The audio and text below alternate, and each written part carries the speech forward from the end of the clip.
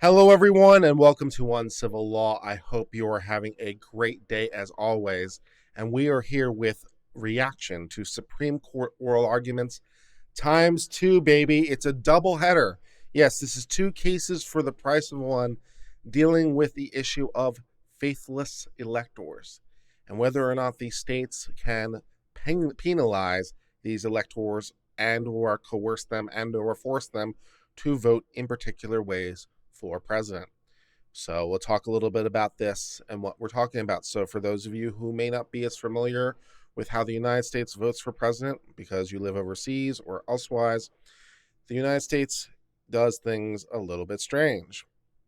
When we vote for president, we do it indirectly. So when we go to the polls, each and every one of us, we go to the polls, we cast a ballot. Technically speaking, we are casting a ballot not for the president, but rather for a slate of electors who then will vote for president. Why do we have this system? Well, there's a lot of different reasons. The founders were skeptical of the average man. They were skeptical of republic. They wanted someone to be able to potentially override the will of the voters. Who knows what their motivation was, but this is what we do. So you go into an election booth and you vote for a slate of electors. But what if those electors don't vote the way that you have voted? What if they don't do what you asked them to do? Can they vote the way they want? Can they substitute your judgment for their judgment for your judgment? That's the kind of thing we're looking at here in these faithless electors cases. So we got two of them, so I'm going to read you the cases that we're going to be covering and the facts and the issues at hand. Very exciting. We are starting with oral argument in the case of Shafalo versus Washington. Here are the facts of Shafalo versus Washington. Under Washington state law, each political party with presidential candidates is required to nominate for the Electoral College electors from its party equal to the number of senators, and representatives allowed to the state. So each political party picks who the electors will be if their guy wins. Nominees must pledge to vote for the candidate of their party, and any nominee who does not vote for their party's candidate is subject to a fine of $1,000, which seems like an unbelievably low fine for this kind of thing. $1,000. I mean, $1,000 to buy an elector's vote. Yes, please. So it's just a fine of $1,000. We didn't want to set the fine at something more. I don't know, but that's what it is. It's $1,000 fine. It's like I pay for it without thinking about it, right? You know, my iPhones cost more than that. Washington, as is the case with all but two other states, has a winner-take-all system, which means that all of the states' votes go to the winner of the vote in that state. In case you're interested, the states that do not are Nebraska and Maine, where they split it up in a different way. In the 2016 presidential election, petitioner Shafalo and others were nominated as presidential electors for the Washington State Democratic Party. When Hillary Clinton and Tim Kaine won the popular vote in Washington state, the electors were required by law to cast their ballots for Clinton and Kaine. Instead, they voted for Colin Powell as president and a different individual for vice president. So they went with none of the above and wrote in Colin Powell. The Washington Secretary of State fined the electors $1,000 each for failing to vote for the nominees of their party in violation of state law. The electors challenged the law imposing the fines as violating the First Amendment. An administrative law judge upheld the fine, and state trial board on appeal affirmed. Okay, so this case was originally consolidated with another case, but then it became unconsolidated. I don't know why it became unconsolidated. Oh, I do know why, actually. Because one of the justices is recused in one of them. So they had to unconsolidate it. How annoying is that? Yeah, so one of the justices is recused in one of them, but not in the other one. So that's why they unconsolidated it. So let us read the facts of the second case. The second case is Colorado Department of State versus Baca. Here are the facts of that case. Michael Baca, Polly Baca, and Robert Nemach were appointed as three of Colorado's 9 presidential electors for the 2016 general election. Colorado law requires presidential elections to cast their vote for the winner of the popular vote in this president and vice president. When Hillary Clinton won the vote in that state, instead of casting her vote for casting his vote for her, Mr. Baca cast his vote for John Kasich. Colorado Secretary of State disregarded his vote and removed him as an elector. As a result, Mr. Niemak voted for Hillary Clinton despite their desire to vote for John Kasich. The three presidential electors sued the Colorado Department of State, alleging the law required the presidential electors to vote for the presidential candidate who wins the popular vote in their states violates their constitutional rights under Article 2 of the 12th Amendment of the Federal Constitution. The district court dismissed the action, finding electors lacked standing to bring the lawsuit and any alternative, because the electors failed to state a legal claim, because the Constitution does not prohibit states from requiring electors to vote for the winner of that state's popular vote. The U.S. Court of Appeals for the 10th Circuit affirmed the district court as to Mr. Baca's standing, but reversed as to the standing of the other two who did not cast their votes in violation of law. On the merits, the 10th Circuit reversed the lower court, finding the state's removal was unconstitutional. So that's a circuit split, right? So in the Washington case in the 9th Circuit, although that went through the Washington State Court, in the Washington State Court, they said it was legal, and in the 10th Circuit, they said it wasn't legal. So the question presented in this Baca case, do the petitioners in this case, the presidential electors, have judicial standing to sue the state of Colorado over a law requiring them to vote for a winner of that state, and is the law unconstitutional? So that is a lot of stuff. My thoughts going into this are pretty open. The language in the Constitution is pretty undefined. It says that the states shall choose the electors, and doesn't really say much after that. Doesn't say how. It doesn't say what requirements, if any, they can put on them. It just says the states shall choose the electors. So that's all it really has to say. So I would presume going into it, because the language is open, that anything would be fine. If they want to make it an agent of the state and they want to direct them to do a certain thing as a ministerial act and just, put in a formal vote on behalf of the state, my assumption going into this is that that would be legal. But we're going to listen to about 2 hours worth of oral argument trying to figure out whether or not it's legal and trying to figure out whether or not electors can be required to vote in a particular way. So we're going to figure that out. Should be exciting. So we will start with the oral argument in this first case and see what it has to teach us, and we will go from there. Let's get started. We will hear argument first this morning in case 19-465, Chiafalo and others versus the state of Washington. Mr. Lessig.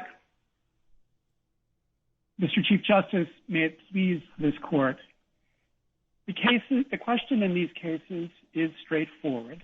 Do the states have the power to control through law how an elector may vote? They do not. The ordinary expected meaning of the words of the Constitution against the background of the framers' deliberation make it clear that the states have no such power. But what is also clear is that Washington does not like the Constitution's design.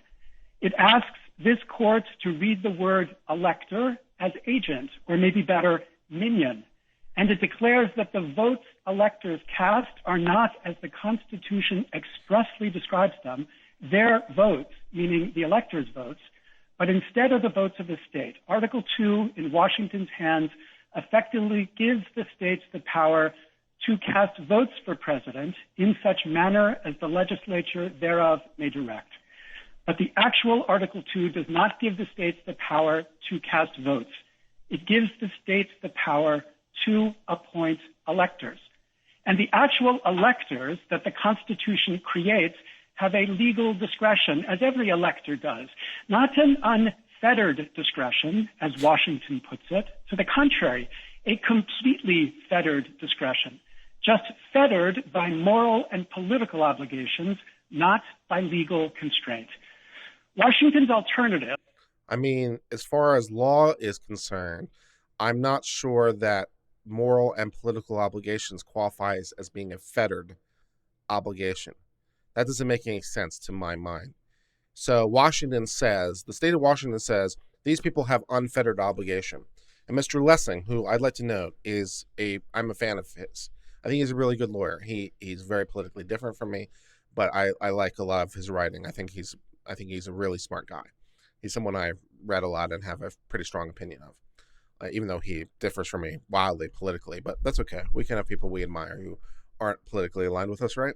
Anyways, so he says, well, yes, it is fettered, but by moral and political, not by legal, which to me is, so you're saying it's unfettered then, which is what Washington said. Okay. So yeah, it's fettered by moral and political considerations, which is to say unfettered. Okay. Yeah, you can this is not the kind of argument I think a more right leaning person would make. This is the only argument a left leaning person would make. Let's press on. To, quote, vest discretion in citizens rather than electors may be a better plan, at least if part of a coherent change. But the question for this court is not which plan would be better. The question is which plan is the Constitution's now. And the answer to that question is clear in the Constitution's text. The states get to appoint, no doubt, but they appoint electors who are then privileged to cast their votes without regulation by the state. He says it's clear in the text, but it's really, really not clear in the text. The text just says the states shall appoint the electors. And that's pretty much all it has to say about that. So he says it's super, super clear. These people have discretion and can vote the way they want. No, not on the text. I'm not sure where you're getting that from on the text. Mr. Lessig, do you object to the pledge itself? Assume there's no fine or any other sanction, is simply requiring a prospective elector to take a pledge okay in your view? Absolutely, Your Honor. A pledge understood the way Ray understood a pledge, having no legal obligation but a moral obligation, is perfectly fine as part of the appointment power of the state. No, that doesn't make sense. That does not make sense because it's compelled speech. Both are compelled speech.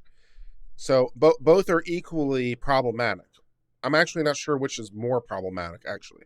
Both are compelled speech, which is a First Amendment no-no if it's a private actor. It's something that you just don't do. And so he says, well, yes, the pledge is okay if it doesn't have a legal component, if it's just a moral component. But you're forcing this person to say these words. So that's a compelled speech problem. So I don't buy that distinction at all. I don't accept the premise that the pledge is okay because it doesn't have a criminal sanction, because it's First Amendment compelled speech, much like the vote itself is compelled speech. Now, as we've covered before on this channel, the question is, whose speech is it? That is the operative question. If it is the speech of the state or the speech of the electors, the citizens who elected them, if it's their speech, then it's not a First Amendment violation to force them to speak because they are not speaking for themselves. They are speaking in an official capacity, having been elected. And so their speech is not their own. And so then the First Amendment problem kind of disappears. But the idea that you could have a forced pledge, but not the enforced with a sanction, I don't buy that. Well, then, so the addition of a sanction makes no difference? No, the sanction makes all the difference. So long as there is not a legal sanction, then a pledge is appropriate. It's the same in the context, Your Honor, of the speech and debate clause. Of course, you can't punish somebody for a vote in Congress, but there's nothing inconsistent with the speech and debate clause in asking a member to make a pledge. Indeed, states right now ask members to make a pledge as a condition of being a party member. So if there were a fine of $1, you would say that violates the Constitution, but if it's simply a pledge, no violation at all. That's right, because a fine is a legal obligation.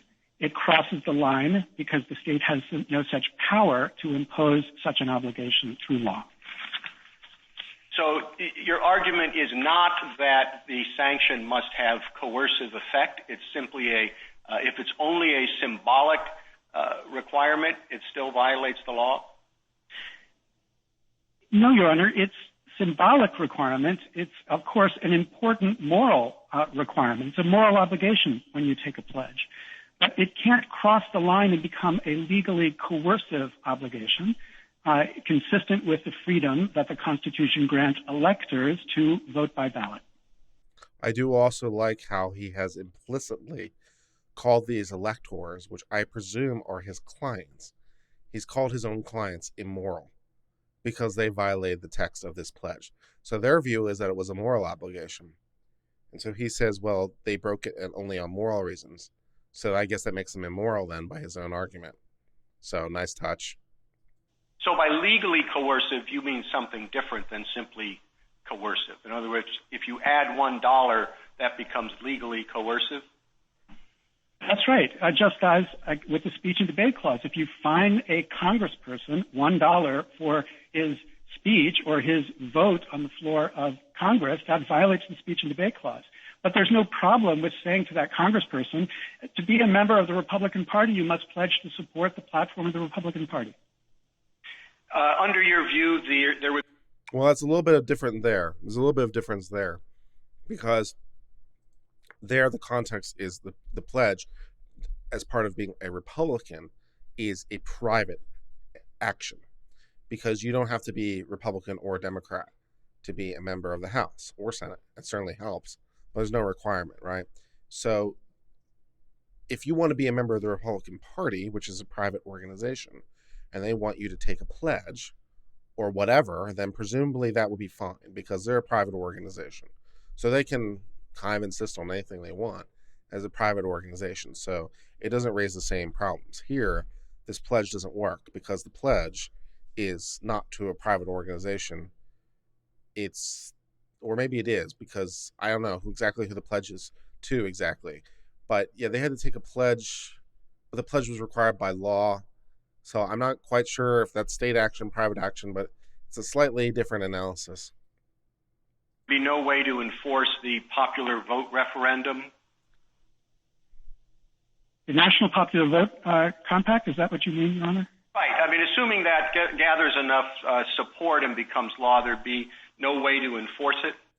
Okay, so the National Popular Vote Compact is something that has been gaining some measure of support, and it has been signed off by a number of states. And what it basically says in so many words is if enough states join it, so that 270 votes would be there, which is what you need to win the Electoral College, because there's 538 members of the Electoral College, because that's one for every senator and representative plus 3 for DC.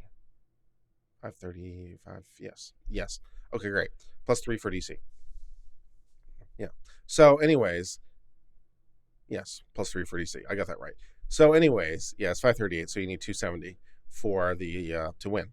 So there's a compact right now where the states are trying to get enough states to sign off that says, well, if we get 270 votes, then we're going to agree amongst ourselves that regardless of who wins in our individual states, we're going to cast votes for the national popular vote winner. So we are going to disregard, potentially, the votes of our own citizens in our own state. And we are going to vote instead for national popular vote winner, whoever that might be. So that's the deal. It's a method of circumventing the Electoral College. Now, there are some problems potentially with that because interstate compacts like that may or may not have to be ratified by Congress, but because there's different clauses of the Constitution, but that's the idea, is trying to circumvent the Electoral College and essentially transform it into a national popular vote, not by amending the Constitution, but by forcing the Electoral College to match the popular vote. And what Chief Justice Roberts is asking about is if people can just vote any way they want, that might circumvent that. Because you can imagine, like, if 270 votes are going to be cast for the winner, no matter what, then a faithless elector could really screw that up. So it might throw that compact into a problematic state. Well, Your Honor, that obligation requires the states to pick a select slate of electors that fits with the winner of the national popular vote, and that slate of electors then would have the same discretion, legal discretion, that we believe any elector has. But of course, if there's a national popular vote compact, the number of electors for the winner would be so significant, it would be very hard to imagine any discretion affecting the ultimate result. Thank you, counsel. Justice Thomas? Thank you, Chief Justice. Mr. Lessig, just a preliminary question. Should we ask ourselves whether or not the state is granted the authority to regulate the vote of the elector, or should we ask ourselves whether the Constitution prohibits the state? Good question from Thomas. So is the question whether or not this is prohibited or whether or not it's forbidden? So does the Constitution give the states the latitude to do it, or does it forbid them from doing it? So how should we view this, affirmatively or negatively? Okay, good question. Your Honor, I think you should ask the question both ways, and it's the same answer the both ways.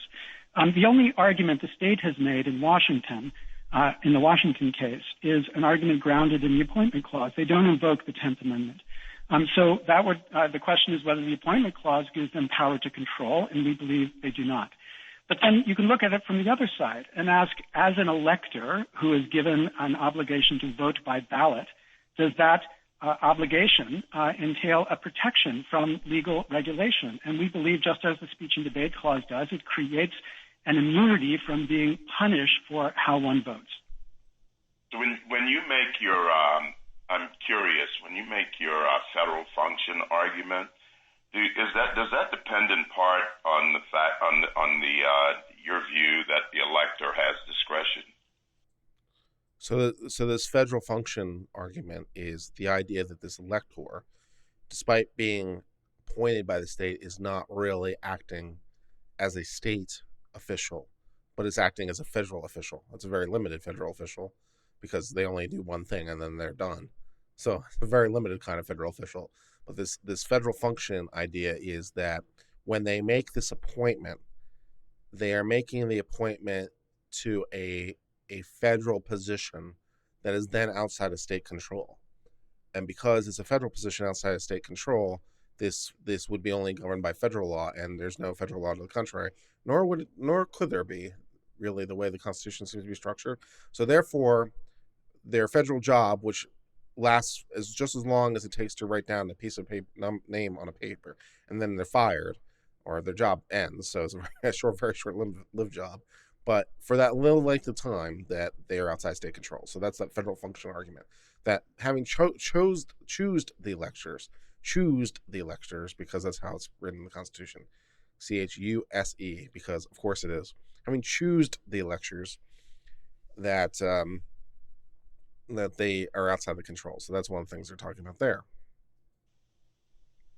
The federal function establishes the discretion, Your Honor. It's exactly the same as in the cases of Hawk and Lesser, where the question was a state legislator's discretion to vote on an Article 5 amendment.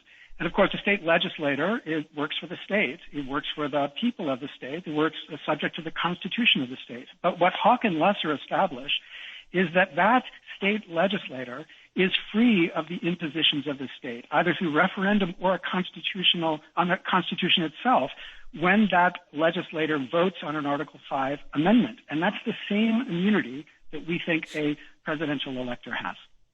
How do we determine what the contours of this federal function, would be?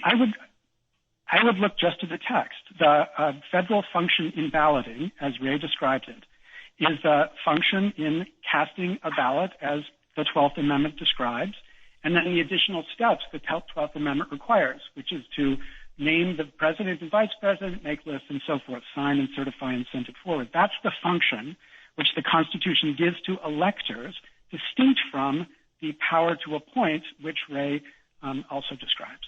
But does the 12th Amendment mention discretion? No. The 12th Amendment mentions the vote, and of course, by requiring that someone make a list of the people that was voted for, it implies that there's more than one person that could be voted for.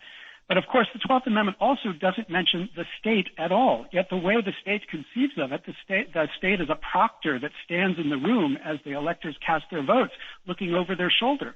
But that's nowhere in the 12th Amendment, Your Honor. The state doesn't appear in the 12th Amendment except to name where the electors will meet.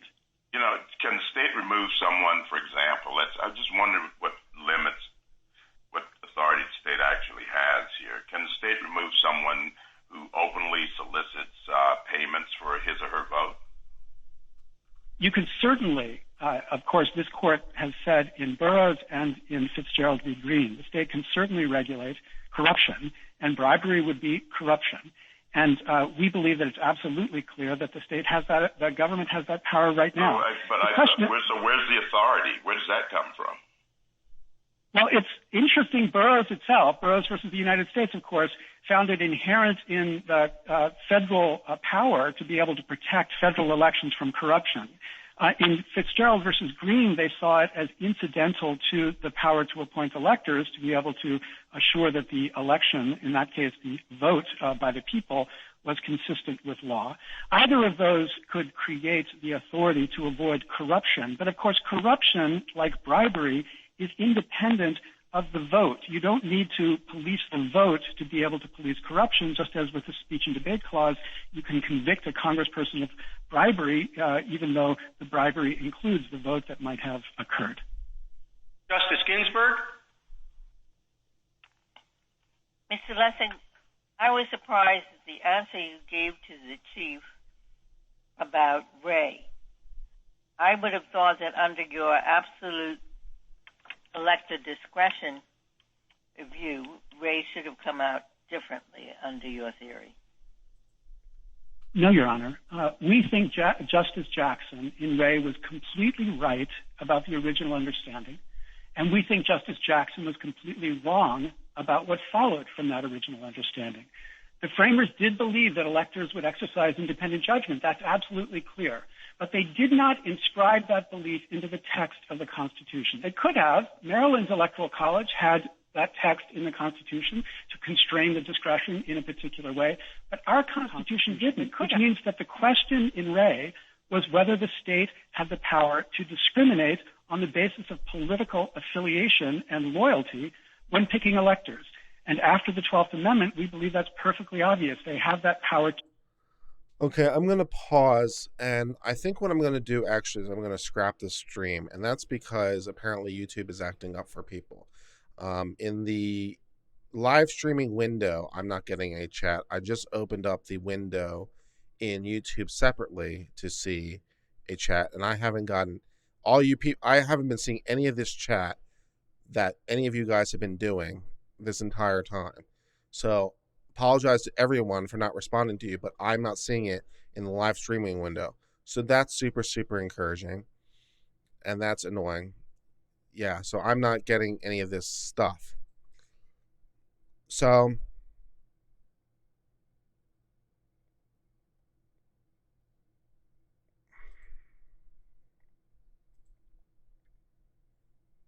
yeah, I'm not getting this stuff.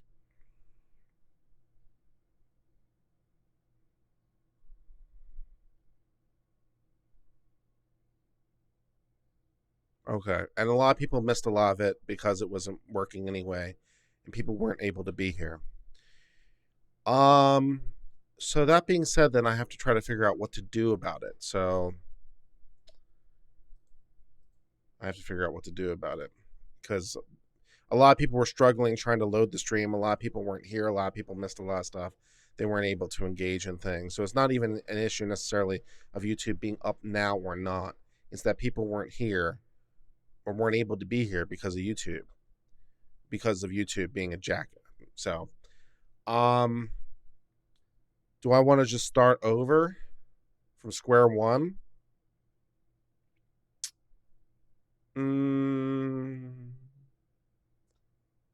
Yes, I do.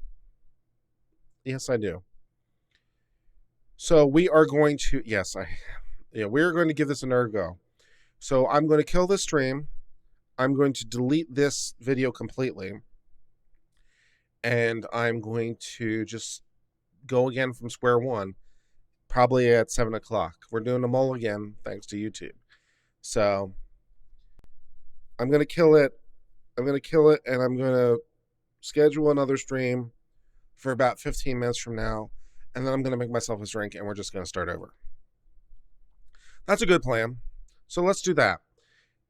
So for those of you who are here, check your feeds, and I'm going to start a new stream completely, and we'll just go again from square one, because I'm here to be a professional for you. So I look forward to seeing you later, my friends. So later, cheers and goodbye.